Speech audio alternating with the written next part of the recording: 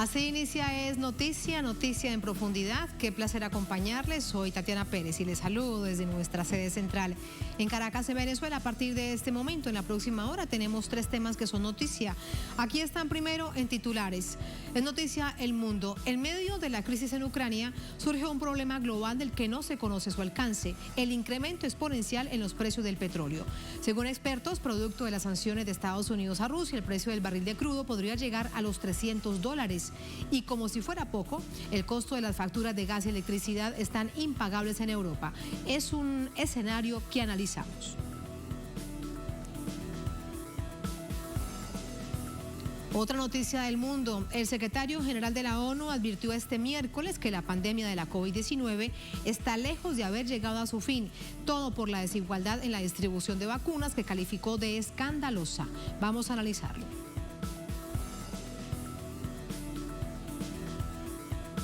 En Noticia Chile, en titulares, quedan 48 horas para que el presidente Sebastián Piñera deje el poder y entregue el primer cargo del país a Gabriel Boric. ¿Cómo va ese traspaso que genera tanta expectativa? ¿Qué país deja Piñera? Vamos a analizarlo. Así inicia Noticia. Bienvenidos, bienvenidas.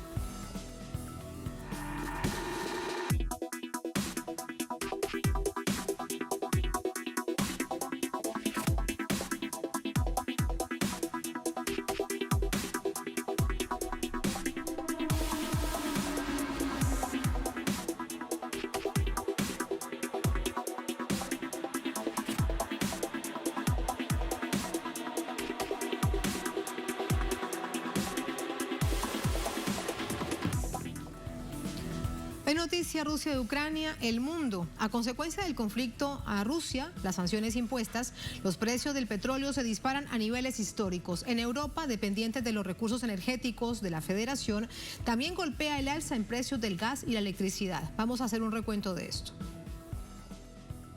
Los precios del crudo alcanzaron esta semana sus niveles más altos desde 2008, después de que Estados Unidos anunciara que dejará de importar gas y petróleo a Rusia. Washington negocia ahora con el gobierno de Venezuela para que sea su nuevo proveedor. Al cierre de la jornada, este miércoles, el barril de petróleo West Texas Intermediary, el punto de referencia estadounidense, marcó $107.94 y el barril del Brent, de referencia en Europa, se ubicó en $110.14. El crudo promediado por la OPEP se ubicó en $127.93. En los últimos 12 meses, el precio del barril de petróleo de la OPEP ha aumentado un 77,42%. En Estados Unidos, el precio de la gasolina superó los $4 por galón y se espera que siga en alza. Las consecuencias van a ser negativas en el terreno de la inflación. Para Europa, el panorama también es desolador. El conflicto de Ucrania y Rusia fue el detonante final para que el precio del gas se disparara. Esta semana, el índice TTF holandés, la referencia europea, ha llegado a marcar un precio de 340 euros, cuando la media de los últimos 10 años no superaba los 30 y 40 euros. De igual forma, el precio de la electricidad ha destrozado récords, con los 4 grandes países de la Unión Europea, Alemania, Francia, Italia y España, por encima de los 400 euros por megavatio hora, cuando hace un año eran unos 54 euros, 8 veces menos. La situación es compleja, considerando la tensa relación con Rusia, el segundo mayor productor de gas natural del mundo y el primer proveedor europeo. El bloque europeo está evaluando por primera vez desvincular el precio del gas al precio de la energía como estrategia para frenar el encarecimiento general de los precios y aspira a reducir la demanda de gas de Rusia hasta en 2/3 a lo largo de este 2022. Allí los hechos con las cifras que precisamente plantean el nivel de preocupación global. Para esto vamos a conversar con Eva Sacco. Ella es economista, es analista, nos acompaña desde Buenos Aires. Eva, muy buenas noches, bienvenida a Noticia de Telesur. Hola, ¿cómo estás? Un gusto. Buenas noches. Buenas noches, Eva, muchas gracias. Algunos expertos a nivel internacional, sobre todo desde Europa y Estados Unidos, haciendo sus predicciones ante este escenario, dicen que el precio del crudo por barril de petróleo podría llegar a los $300. ¿Qué crees? Bueno, depende de cómo se siga desarrollando esta situación con Rusia, que es uno de los principales proveedores, sobre todo a Europa, y proveedores de gas. Pero bueno, también recordemos que en realidad el mundo venía ya durante todo el 2021 atravesando una crisis energética, producto de muchas regulaciones que en cierta forma es positivo porque se establecieron muchas regulaciones, por ejemplo en China, en Europa, en Estados Unidos, en términos ambientales para fomentar lo que se llaman las energías limpias, las energías verdes, pero al mismo tiempo eso generó una caída en la inversión en el sector de gas y petróleo. Eso generó que durante el 2021 los precios ya vinieran aumentando. Entonces esto es, si querés, la gota que rebalsó el vaso, ¿sí? Al salir un proveedor importante del mercado y al haber caído las inversiones en el resto del mundo, tenemos como resultado este aumento exponencial de los precios de la energía. Quiero preguntarte por varios países, comenzando por Estados Unidos. La víspera, el gobierno del presidente Biden en la Casa Blanca anunciaba las restricciones a la importación de gas y de petróleo de Rusia hacia Norteamérica. Pero vemos que el barril de petróleo también crece y afecta directamente el bolsillo estadounidense con una inflación que no logran contener tal como lo había prometido el presidente Biden en campaña. ¿Cuál es entonces este escenario en Estados Unidos? Sí, en realidad cuando asumió el presidente Biden no estaba la problemática de la inflación tan palpable. Empezó a dispararse durante el 2021 y él, en lo que es el discurso del Estado de la Unión, en el 2022 dijo que la inflación no era un tema coyuntural, sino que era la principal prioridad de su gestión actualmente. La realidad es que sí, los precios de la energía se están disparando, pero no solamente los precios de la energía, sino los precios de los alimentos.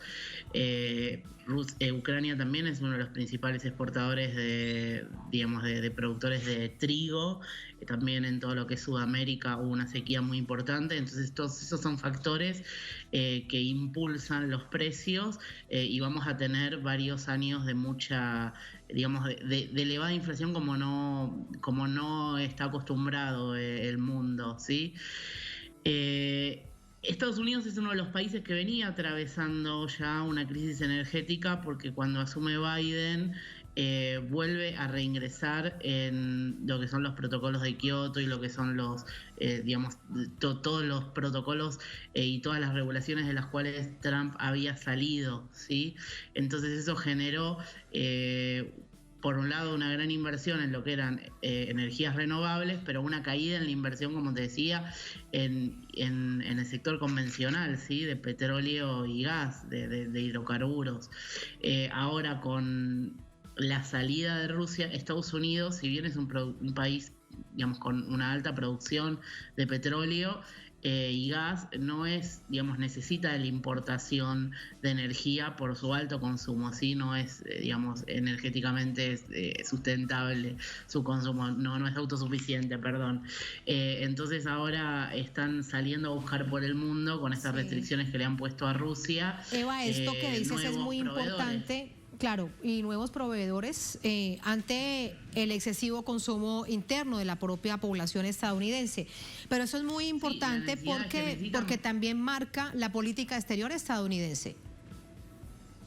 Sí, creo que marca la política exterior estadounidense. Nuevamente hay un acercamiento a Venezuela. Veremos también cómo reaccionan otros socios comerciales de Estados Unidos.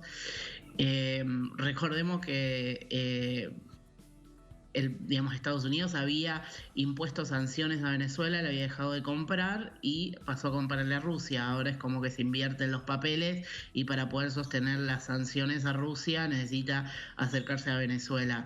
Creo que esto justamente también un poco lo que está demostrando es la fragilidad de este liderazgo que tiene en Estados Unidos en el mundo y que tal vez no sigue siendo la potencia tan fuerte, sino que justamente aparecen otros liderazgos como China, como Rusia, en un mundo mucho más multipolar, ¿sí?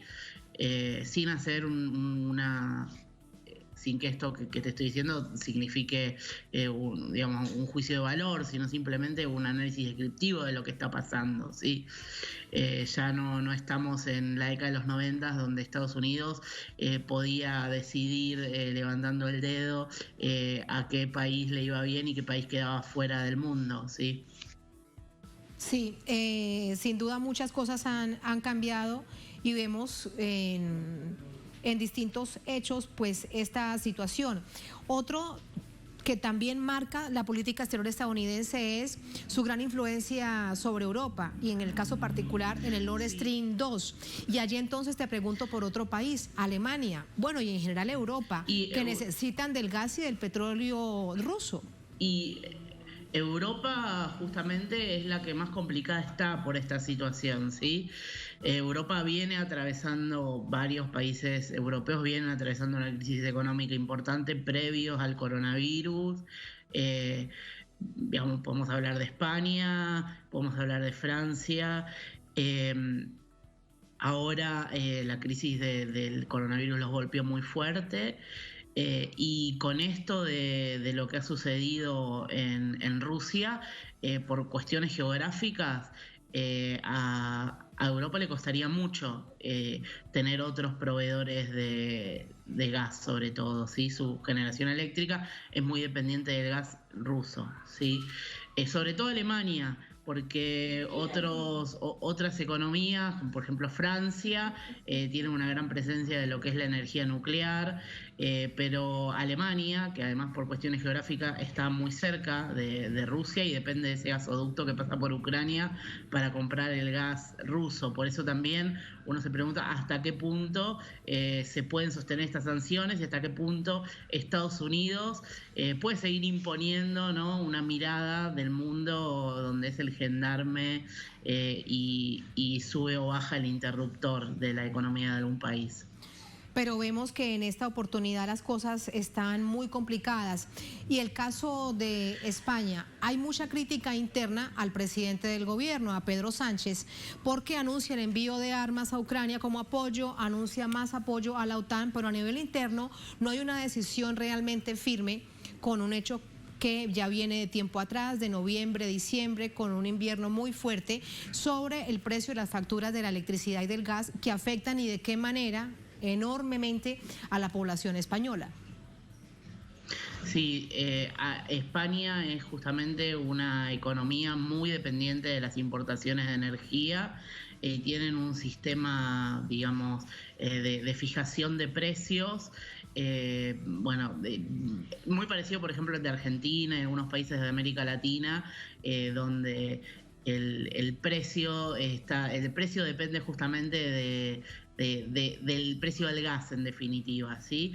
Entonces, al aumentar el precio del gas por estas cuestiones de coyuntura internacional, eso automáticamente deriva en un aumento de la electricidad. En ese caso, el gobierno tiene dos posibilidades, ¿sí? O subsidiar la factura para la población, pero bueno, también España es una economía que viene arrastrando una crisis, no tiene, las economías europeas no tienen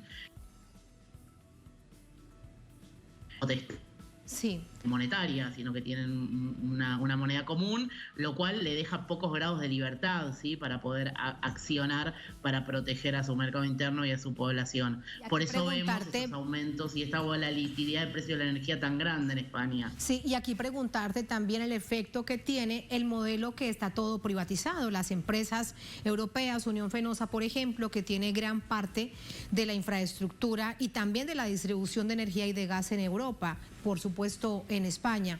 ¿Qué efectos tiene entonces? Sí. Uno se pregunta, ¿se están enriqueciendo aún mucho más unos pocos a costilla del bolsillo de los españoles y en general de los europeos con esos costos? El marco regulatorio, que es un marco regulatorio que lo han importado, por ejemplo, exportado a Argentina, ¿sí?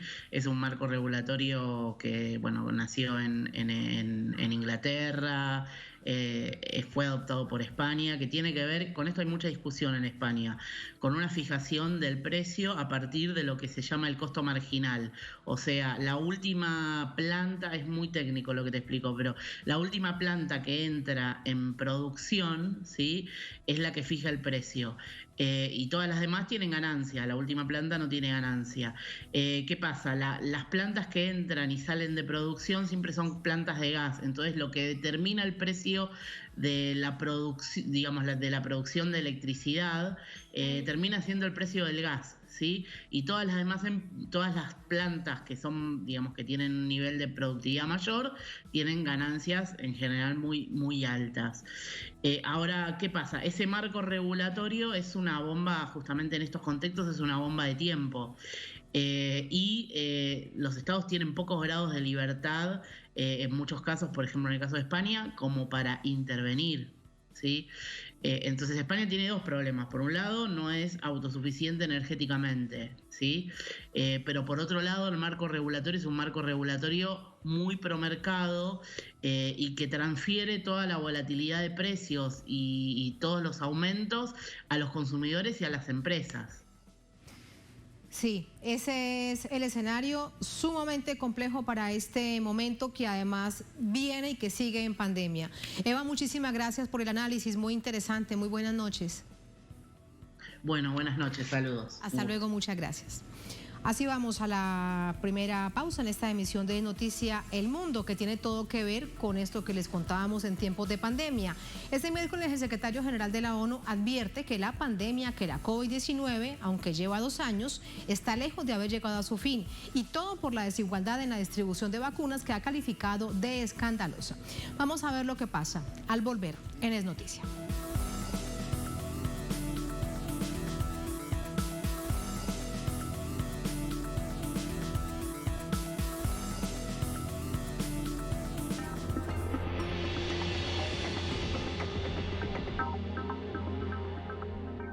Los sueños se construyen desde cero, ladrillo a ladrillo. Porque cuentas con un fondo que garantiza tu crédito a la vivienda con 0 cuota inicial.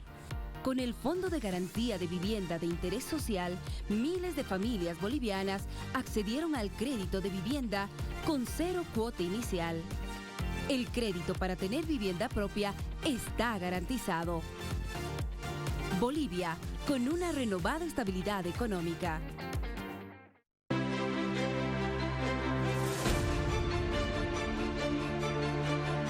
Nuestra señal es abierta porque Telesur siempre da más.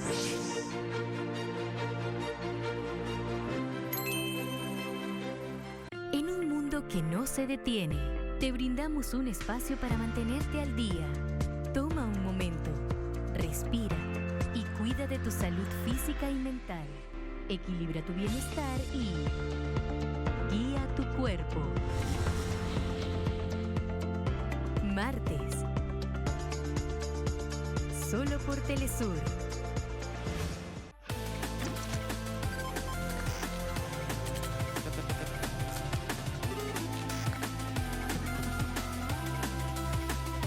Nos acercamos a una nueva era. Las tendencias tecnológicas y el despliegue masivo de nuevas redes es apenas el comienzo de lo que nos depara esta nueva década. Atomun. Viajeros del saber, el futuro es hoy.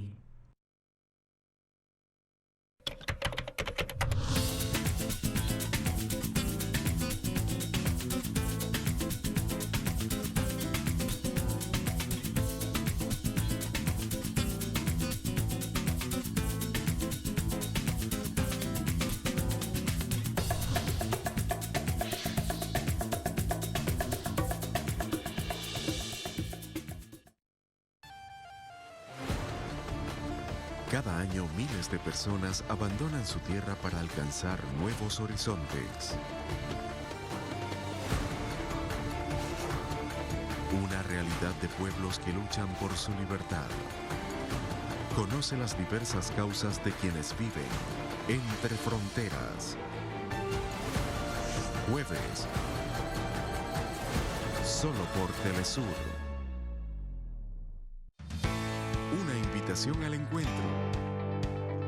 con el destacado periodista Luis Hernández Navarro, en un espacio para analizar los diferentes hechos que engloban los sucesos políticos de la región. Cruce de palabras.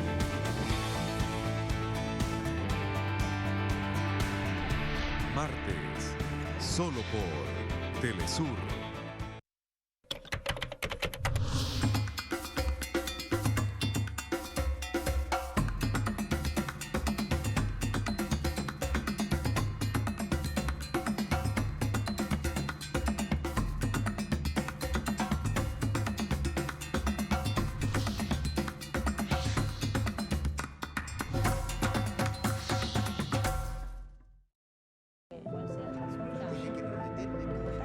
Miradas profundas llenas de luchas e historias, luchas que trascienden generaciones.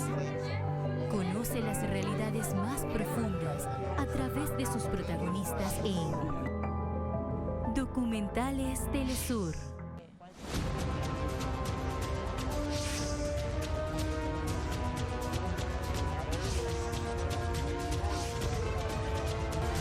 Domingos, solo por Telesur. Hola, ¿qué tal? Sean todos muy bienvenidos a Vidas. Hay lugares donde el arte se unifica con el orgullo de los pueblos.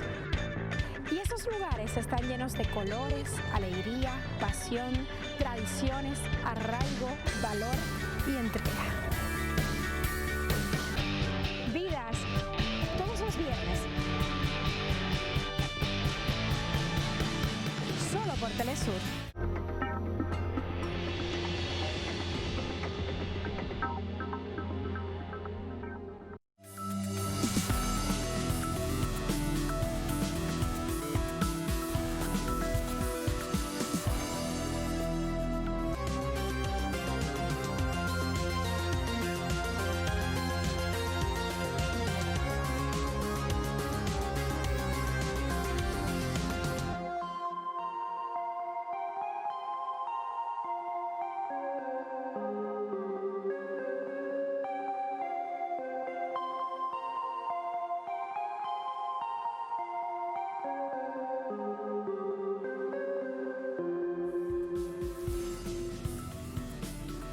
En Noticia del Mundo, el secretario general de la ONU, Naciones Unidas, señaló este miércoles que la pandemia de la COVID-19 está lejos de haber terminado.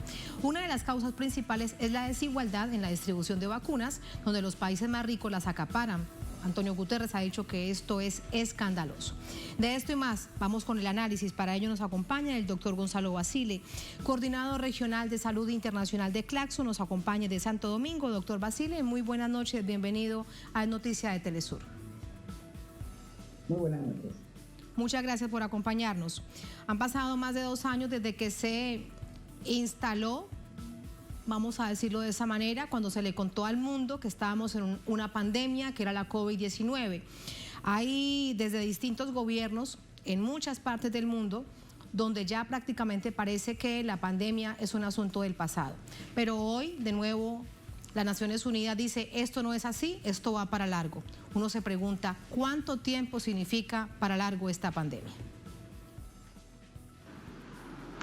Bueno, en primer lugar, contextualizar, ¿no?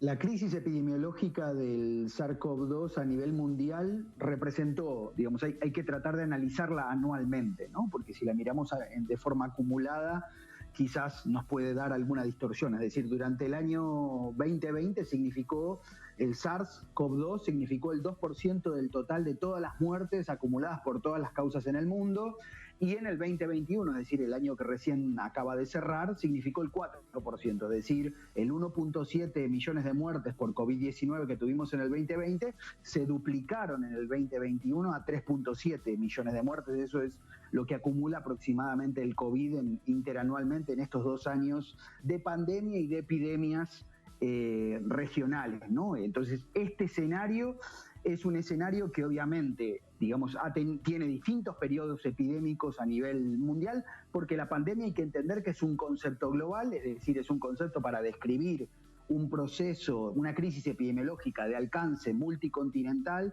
de un proceso epidémico, pero en realidad nuestros territorios, países, naciones, regiones, han ido atravesando distintas epidemias de SARS-CoV-2 por los momentos estacionales, por los periodos de brotes epidémicos. Entonces, efectivamente, luego de casi 2 años acumulado en distintos brotes epidémicos por los periodos estacionales de enfermedades respiratorias, más todas las campañas de vacunación que sobre todo han tenido un gran impacto, o sea, un gran tasa de cobertura a nivel global, digamos, sobre todo en el norte global y en parte en América Latina y el Caribe y en Asia, claro, estamos entrando a otro momento, digamos, epidémico del SARS a nivel global, digamos, ¿no?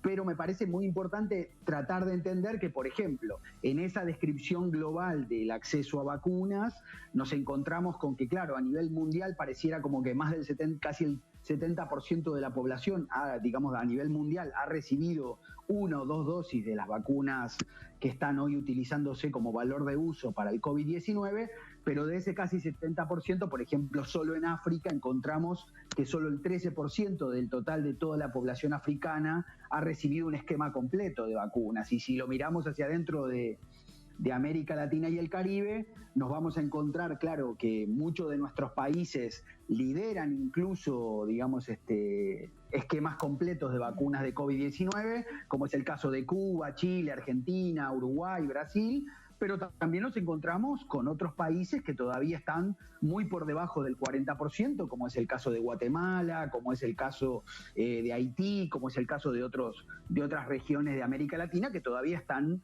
digamos, con proporciones de personas vacunadas por COVID muy por debajo del 50%, ¿no? Sí, y en este contexto, preguntarle ahora acerca de nuevo, donde Naciones Unidas ponía el acento, es la desigualdad por acaparamiento de las vacunas. Todo este entramado de farmacéuticas que se armó rápidamente para buscar las mejores vacunas, naciones, algunas de ellas en Europa, otras Estados Unidos, que compraron todas las vacunas que les fue posible. ¿Cuáles son las regiones del mundo más afectadas por esta desigualdad por acaparamiento?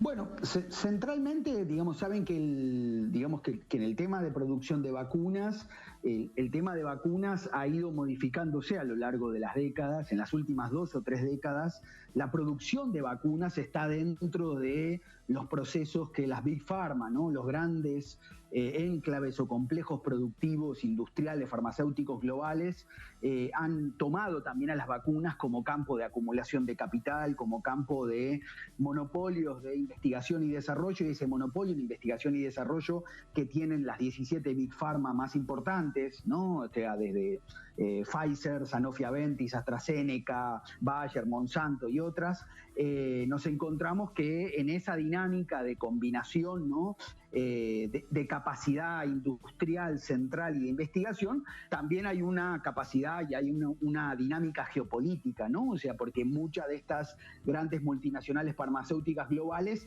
interactúan y han sido construidas, articuladas al desarrollo de fondos públicos de los estados centrales, digamos, ¿no? Entonces, uno no puede separar la expansión de estas grandes farmacéuticas en el tema de vacunas con decisiones de geopolítica de los estados centrales. En segundo lugar, hay que decir que en esto el sistema de Naciones Unidas, pero sobre todo la Organización Mundial de la Salud... Doctor Basile, antes del segundo punto, permítame plantear esta reflexión. Pero es realmente perverso que eso suceda, porque dejan a continentes como el africano, que tiene tal nivel de vulnerabilidad en los sistemas de salud, desprovisto.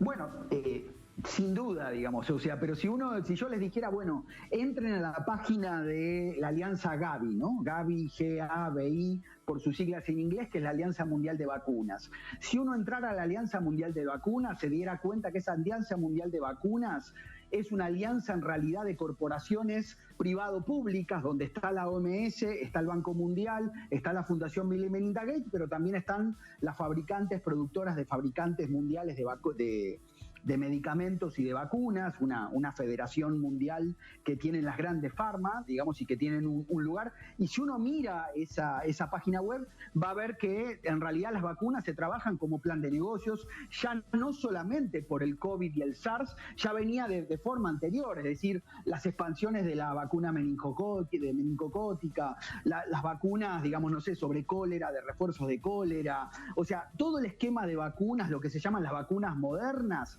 no por el laboratorio Moderna, sino por los cambios de tecnología que se fueron produciendo en la producción de vacunas, están incorporados a todo un plan de negocios. Y en ese plan de negocios global, digamos, que tiene una gran incidencia a nivel de la agenda mundial de salud, en ese plan de negocios global, muchas de estas, podríamos decir, alianzas globales, como es la Gavi o como es la CEPI, que siempre lo hemos hablado aquí mucho en Telesur, que es la coalición para la preparación de pandemias que tiene el Foro Mundial de Davos, ¿no? El Foro Económico Mundial de Davos.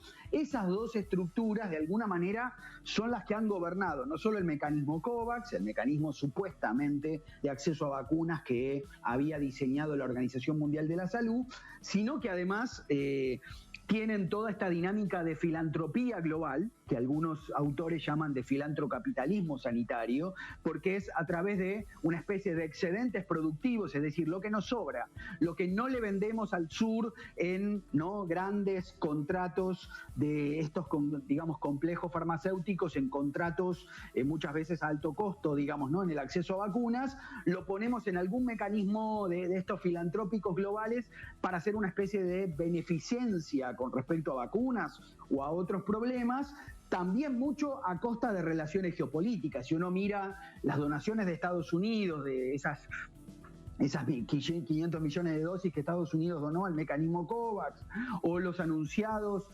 financiamientos que hizo el G7 al mecanismo COVAX, en gran medida fueron vacunas, de alguna manera, como nosotros decimos entre comillas, vacunas marcadas, digamos, porque muchos de esos donantes le decían al propio mecanismo COVAX y a la Organización Mundial de la Salud, al Gavi y al CEPI, a dónde tenían que ir esas millones de dosis y a qué países se iban a distribuir esas vacunas, digamos. Entonces, claro que África se encuentra en una adversidad muy importante, no solo por el acceso a vacunas de SARS. Si uno mira, digamos, con respecto a la dependencia tecnológica y sanitaria sobre medicamentos, sobre la cooperación y la industria internacional, que de alguna manera también genera más dependencia en sus débiles sistemas nacionales de salud pública, y otros problemas que tiene África, como también tenemos en la dependencia sanitaria, la tecnología y a ciertas producciones de medicamentos, insumos médicos y en este caso vacunas, a todos nos ha mostrado más dependientes, claro, en el caso de África, con mucha más fragilidad a la hora de poder discutir cuotas de compra de mercado, ¿no? O cuotas de compradores periféricos. Quizás América Latina, en alguno de nuestros casos, de nuestros países, de forma, pudiéramos decir, descoordinada y aislada, cada uno de nuestros estados, naciones, negoció dosis de vacunas en compras directas, en compras con distintos, también con proveedores alternativos, como fueron de alguna manera las vacunas de virus desactivados de China, Sinopharm y Sinovac, o en el caso de Rusia también desde el Instituto Gamaleya, pero en general muchos de nuestros países también quedamos con una debilidad muy importante por la debilidad que tenemos en términos de dependencia farmacéutica, por debilidad que tenemos en las políticas sanitarias y también por la falta también, doctor Basile, de la integración. Si tuviésemos un buen estado de integración, si la integración regional existiese tal como hace un tiempo, por ejemplo, en UNASUR y en la CELAC, pues otra historia sería. Por todo eso que usted nos está diciendo, vuelvo al principio de mi pregunta. ¿Cuánto tiempo de más entonces estará la pandemia, estará la COVID-19 en nuestros países? Y aquí además, sí, muy importante cuando tocamos estos temas, doctor Basile, es que nuestra audiencia sepa que está allí y que cuidarse resulta fundamental. Bueno, sin duda, digamos, para América Latina y el Caribe, es decir, la COVID-19 no va a desaparecer mágicamente, es decir, las balas, ¿no? De la idea siempre que tenemos a veces con las crisis epidemiológicas globales o regionales o nacionales, que pensamos un poco en términos de la bala mágica, ¿no? Bueno, no hay bala mágica. Efectivamente, el COVID-19 se va a transformar o se está transformando en una endemia en muchos de nuestros países. Tendrá circulación viral en los momentos epidémicos de enfermedades respiratorias, es decir, cuando entremos a periodos invernales, en el caso de Sudamérica, o cuando entremos a los periodos del Caribe, por ejemplo, de circulación de enfermedades respiratorias, como es el caso de los periodos que están en el verano del Caribe, del Gran Caribe, como pueden ser junio, julio y agosto, o a fin de año, diciembre, enero, en el caso de Centroamérica y el Caribe, tendremos circulación de enfermedades respiratorias, de las influencias, de virus respiratorios, y COVID seguirá siendo una endemia circulante dentro de esos planos, digamos. Ahora, lo que tenemos que monitorear es, de alguna manera, digamos, siempre se van a seguir dando mutaciones dentro de este SARS-CoV-2, y en esas mutaciones lo que hay que, digamos, ir viendo en los próximos meses y en este próximo año, en todo lo que tenemos del 2022, es un poco qué grado de, digamos, de nuevas variantes surgen, es decir, o si estamos al final un poco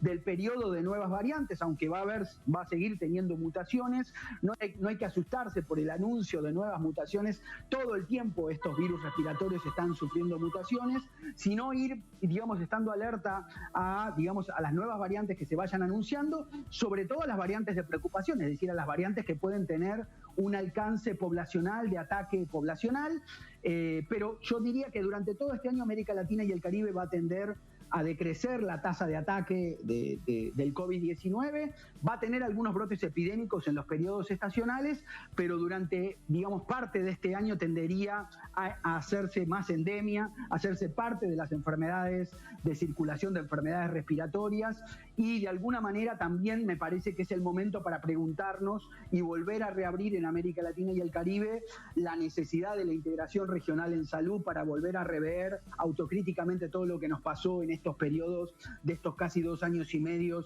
de pandemia y de epidemias de SARS-CoV-2, y en segundo lugar también rever a nivel nacional en muchos de nuestros países las prácticas y las políticas que llevamos adelante para responder a emergencias de salud pública como este SARS, sobre todo por lo que yo llamo un poco el ensayo y error que hemos tenido en muchas dinámicas de nuestros países, copiando del norte global ciertas lógicas de respuesta que no han sido efectivas y que en muchos casos también nos dejaron más dependiente a las dinámicas de afrontamiento a esta pandemia y epidemias nacionales, digamos.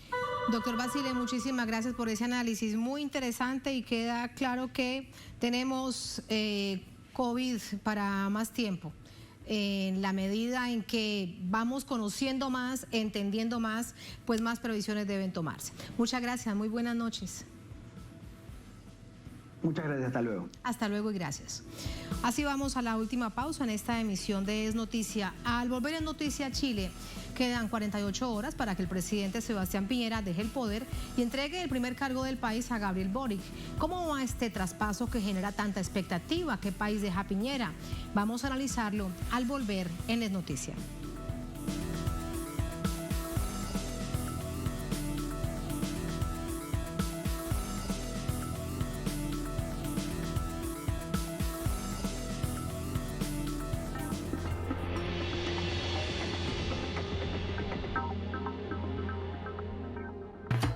Nos encontramos en la inauguración de la unidad educativa República Corea del Norte.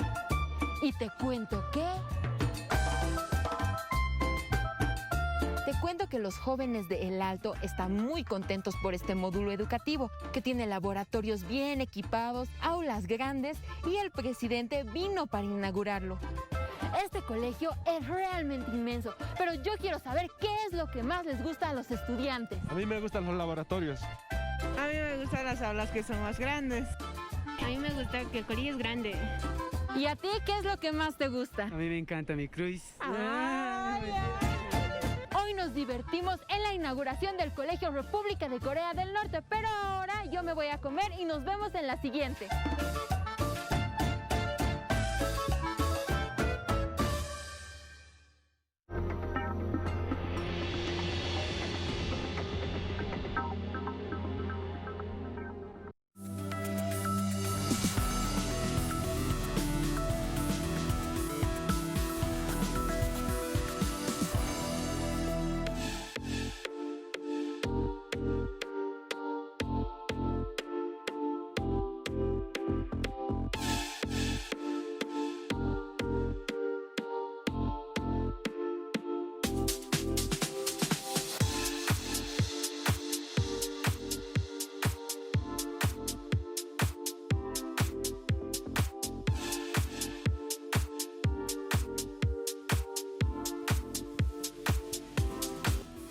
En noticia Chile, Gabriel Boric asumirá la presidencia de este país el viernes. Con él llega un cambio de modelo y generacional en la política chilena.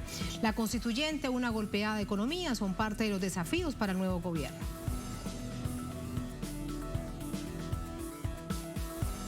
Boric llega con un gabinete de figuras jóvenes y mayoritariamente femenino. Incluyó a sus excompañeros de lucha estudiantil, Camila Vallejo, en la Secretaría General de Gobierno, y Giorgio Jackson, como ministro encargado de las relaciones con el Parlamento. En el Legislativo, llega con un exiguo respaldo. La alianza oficialista conformada por el Frente Amplio y el Partido Comunista tiene apenas 37 diputados en una Cámara de 120 escaños y 5 senadores de un total de 50. También sumaría el apoyo de Partido Socialista, pero no le bastará para obtener una mayoría mínima. Tal vez el mayor desafío político al que se enfrentará Boric es que puede convertirse en el último mandatario que asume el cargo con la Constitución de 1980, redactada durante la dictadura pinochetista. La Convención Constitucional avanza en discusiones y votación de los artículos que conforman la nueva Carta Magna. La versión final del texto de la Constitución debe ser presentada antes de julio de este año. Luego, en un plazo de 60 días, se realizará un plebiscito que determinará la adopción o no de la nueva Constitución chilena. En el contexto económico, el nuevo mandatario se enfrenta a 3 herencias de la gestión saliente de Sebastián Piñera: un presupuesto que recortó el gasto público en 22,5%, una estimada desaceleración de la economía para 2022 y una inflación que en 2021 cerró en 7,2%. La esperanza entre los chilenos, que respaldaron el origen del estallido social en octubre de 2019, se centra en sentar bases de un Estado más fuerte que garantice derechos sociales en un país donde el 1% de la población posee el 26% de la riqueza. Allí están los hechos, vamos a seguir sumando información. Para ello nos acompaña desde Santiago nuestra corresponsal Paola Dragni. Hola Paola, muy buenas noches. Hace minutos se produjo un discurso del presidente saliente, le quedan solo 48 horas a Sebastián Piñera para mantenerse en el cargo. Cuéntanos qué dijo. Así es, ¿cómo estás, Tatiana? Un gusto saludarte a ti y a toda la audiencia de Telesur. La verdad es que un discurso muy breve y que ya está generando muchísima polémica en redes sociales, porque no hace ningún mea culpa respecto de lo que ha sido su gestión y que distintas encuestas lo nombran como el gobierno peor evaluado en las últimas décadas de Chile. Ahora, fíjate una cosa, Tatiana, porque el presidente Sebastián Piñera hace 3 semanas ofreció un encuentro a los corresponsales extranjeros y nos entregó estos 50 logros del gobierno del presidente Sebastián Piñera. Y aquí se hace toda una referencia a estos logros que el gobierno dice que cumplió. Sin embargo, hace 3 semanas conocimos el estudio del dicho al hecho de la Fundación Ciudadano Inteligente, en la que solamente el 42% de las promesas legislativas, finalmente las materias de ley que prometió el presidente Sebastián Piñera, en realidad se cumplieron. Nada de eso escuchamos en este discurso, sino más bien explicó algo que ya todos sabemos y que fueron años difíciles por la pandemia, pero él comenzó por el estallido social. No hace referencia, no pide perdón a las violaciones a los derechos humanos y muy por el contrario agradece una vez más a las fuerzas militares y policiales que lo acompañaron en el estallido y lo acompañaron también durante la pandemia, a quien le dio un rol importante. Y en esto, Tatiana, es importante mirar justamente el estudio de la Fundación Ciudadano Inteligente, porque solamente te voy a nombrar las 3 áreas, y tengo aquí unos apuntes para que no se me olviden, las 3 áreas donde más se cumplió las promesas del presidente Sebastián Piñera fue área y ciencia, con tecnología en un 93%, y luego le sigue defensa. Justamente defensa que tiene que ver con dotar a carabineros de mayor capacidad bélica, ¿verdad?, para reprimir al pueblo, y también al Gualmapu, donde seguimos en estado de excepción.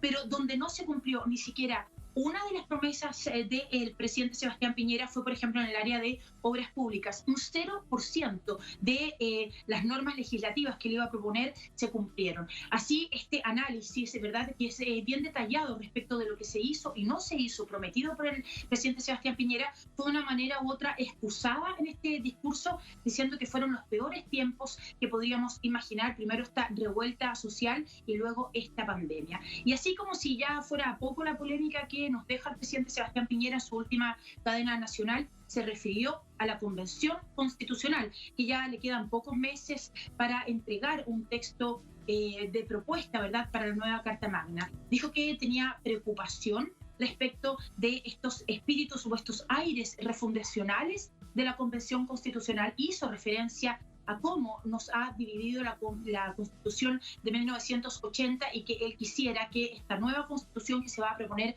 no siga dividiendo a los chilenos. Y por último, algo que nos llamó la atención a muchísimos periodistas es que hace un guiño cariñoso a la primera dama, Cecilia Morel, a quien llamó la mejor compañera que podríamos tener, algo que ha sido visto de distintas maneras, porque hay que recordar que el presidente Gabriel Boric, que asume este viernes, de hecho es soltero y va a ser su novia, no su esposa legalmente casada, quien va a asumir este mandato de la llamada primera dama. Así es que un discurso breve, muy polémico, con pocas referencias a mea culpas en este gobierno que se ha dicho es uno de los peores después del retorno a la democracia. Paola, permíteme preguntarte, nos quedan unos minuticos sobre eso que dicen los 50 puntos de logros del presidente Piñera, pero allí, ¿qué es lo que dicen? Según el gobierno, el Piñera, ¿qué fue lo que lograron? Algo, cuéntanos algo. Ahora, sí, un adelanto. Sí, mira, son los 50 logros del gobierno del presidente Sebastián Piñera, visto por el presidente Sebastián Piñera. Hay interesantes logros sin duda, pero por ejemplo, si yo abro, lo primero que encontramos acá es impulsamos la pensión garantizada universal, la PGU, que todavía se está implementando y que es para las personas adultas mayores. Se hace referencia sin duda a la campaña de vacunación que nosotros lo seguimos y fue muy exitosa, pero tú lo decías en el bloque anterior, Tatiana, esta competencia por la mayor vacunación que ha dejado a otras regiones del planeta sin acceso a estos importantes medicamentos en medio de la pandemia, esta competencia, y de hecho lo dijo el presidente Sebastián Piñera en el encuentro con los corresponsales y también en su discurso de hoy, deja ya lista una quinta dosis de vacuna que tendría que ser administrada por el presidente Gabriel Boric. Chile adquirió más de 80 millones de dosis. Y esto también ha mostrado cierta preocupación, porque hay que recordar que el presidente Sebastián Piñera es finalmente un empresario. Conversaba con un grupo de colegas durante la tarde, mirando un poco qué es lo que han visto observadores de derechos humanos, gráficos, callejeros, que están y que han estado ahí en la calle. ¿Qué es lo que ustedes creen que fue lo peor y lo mejor del presidente Sebastián Piñera? Todos coincidieron en dos cosas que las quiero transportar para que no solamente sea mi reflexión, Tatiana. Primero, la violación a los derechos humanos, esta nula capacidad de pedir perdón, de reconocer además los excesos, como se le ha dicho a los informes que son lapidarios respecto de la actuación de carabineros. Más de 500 personas, por ejemplo, que perdieron uno o sus dos ojos o la capacidad de visión luego del estallido social. Pero por otro lado, decía una colega, Daniela, que tenemos que preguntarnos por qué nuestra legislación permite tener un presidente que fue acusado de diversas materias judiciales, de malversación de fondos, de robo de fondos. Nosotros hemos seguido varios de los casos nacionales, internacionales, los últimos, los Pandora Papers. Entonces, la sensación efectivamente que queda es que este gobierno del presidente Sebastián Piñera no dio la talla en ninguno de los aspectos, ni siquiera en el económico, siendo él un empresario. Y con esto quiero, en el fondo, dejar esta reflexión. Estas 80 millones de dosis, ¿verdad?, de vacunas, tiene que ver también algún negocio que no hemos conocido y vamos a conocer después. Se evalúan diversas investigaciones para volver a buscar responsabilidades, por ejemplo, las violaciones a los derechos humanos y también en otros asuntos del próximo presidente saliente de Chile y que, me imagino, seguirá a cargo de todas sus empresas. Tatiana. Muchísimas gracias, Paola. Y bueno, a partir de allí, la expectativa que viene ahora con el nuevo presidente, el más joven en la historia del país. Gracias, Paola. Muy buenas noches. Buenas noches, Tatiana. Muy buenas noches. Gracias a ustedes por habernos acompañado. Así ponemos punto final a esta emisión de noticias. Será hasta mañana. Siga con nosotros.